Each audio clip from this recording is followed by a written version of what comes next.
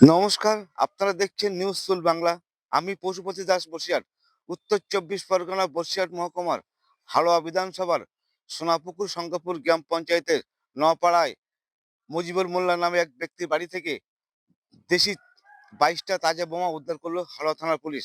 গোপন সূত্রে খবর পেয়ে হাড়োয়া থানার পুলিশ পুরো বাড়ি থেকে তল্লাশি চালায়। সেই সময় চক্ষু চড়ক গাছ গিয়ে দেখে ঘরের ভেতরে সাজানো আছে তল তল ২২টা তাজা বোমা ও কিছু বোমের মশলা।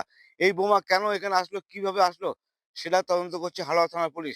ভোটের আগেই কি এই বোমা মজুত করা ছিল এই বাড়িতে, এমনটাই ভাবছে তদন্তকারীরা।